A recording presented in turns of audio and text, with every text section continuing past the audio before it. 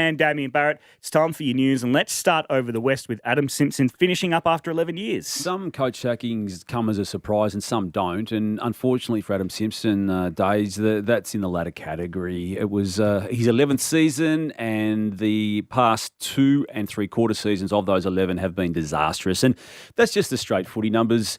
You've then got to factor in the big picture, Joey, on how that looks for the club in a very fragile state of redevelopment and so many issues at play off the field as well. And you get to the point after round 17, 16 matches of 2024, his time is up. And he addressed it yesterday. I felt they handled that moment pretty well. It's always best and wrapped up neatly if you can get the coach who's been sacked to the table at the official media conference, and otherwise it becomes a media circus. So I felt they handled that moment pretty well, and now it's just a matter of how it looks in the future. And I've got some views on who will be in the running for that, but just keen to get your views on Adam Simpson's time as coach of the Eagles. The bit that could have been handled better was when they said, we expect you to coach this week, and that seemed like it had taken Adam Simpson by surprise.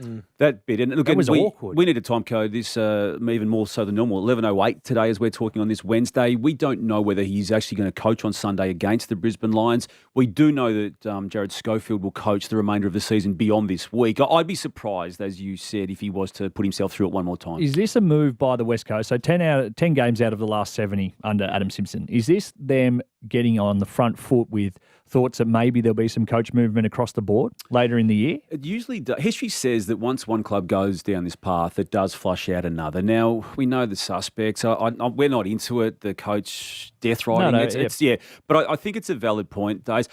I, though, think this is in isolation to the bigger picture. They had this conversation this time last year, and that was when Don Pike was initially approached to be a potential coach replacement of Adam Simpson. And he was going to, at that stage, bring in, at least by way of it being put to him, the potential of Dean Cox coming in. It's why I feel, and we've seen this before, that you can be favourite on day one of the coach search and not get a look in. But I feel he's just a natural fit to be at least asked and to go through the entirety of the process regardless, Dean Cox. Yeah, it does make perfect sense for it to be Dean Cox. He's ready. Stevie J's a big rap for him, talks about it on the Sunday Rub a lot, says he's terrific. And I mean, you just touched on Adam Simpson. It came to the natural conclusion. It was going to end. I mean, you could have waited till the end of the year, but I suppose as we see now, once everyone knows that it's going to end at the end of the year, why sort of drag on the last 7 or 8 weeks, and why not make the decision now, which is what Adam Simpson and the club did. So it gives them an early chance to get first look. It gives an opportunity for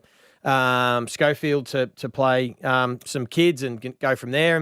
And in the end, I think he's been a wonderful coach. I mean, pre-COVID, he was an elite coach. So they were one of the best clubs going around. COVID, we know, had all sorts of effects on the West Coast Eagles, and then they never recovered, and injuries and probably not making some hard decisions early with their list has left them in their predicament they're in. My only concern with the next coach for West Coast, the club have to be committed for a long time. It's going to be a long rebuild. They've still got 7 or 8 players that are coming to the age of 30 or over that are going to really carry this group. You know, when you talk about McGovern and Tim Kelly now and Yo and these guys, it's going to be a long rebuild. So I feel that you don't want to just make it. Are you saying there it's not necessarily rock bottom? No, right not now? yet. No, I don't think so. Really? No, I don't think so. I don't think so because their young talent is still a mile off. You compare their young talent to North Melbourne's and Hawthorn's and a few other sides. They've got ages to go. They're still reliant on their senior players to stand up. That's the issue. And a lot of clubs have senior players, but these guys, they're still their most 3 important players, arguably. Going forward, the same with Waterman. He's a bit younger. Even Cripps and a few guys are playing important roles, Yeah.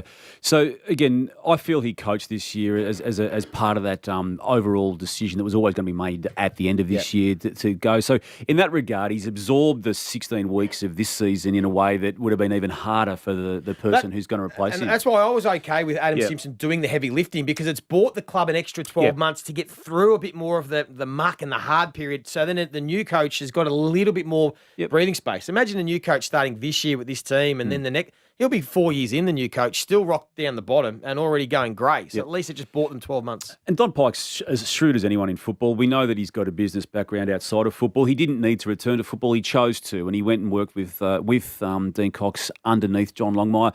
And out of nowhere, they got to a 2022 grand final. Then the West Coast came knocking this time last year. He ended up taking the CEO role. He's got the relationship with Dean Cox, worked with him at the Sydney Swans for 3 seasons. So he knows what he's about, and he's able to put his footprint and imprint on this club right now, and he has to this point already.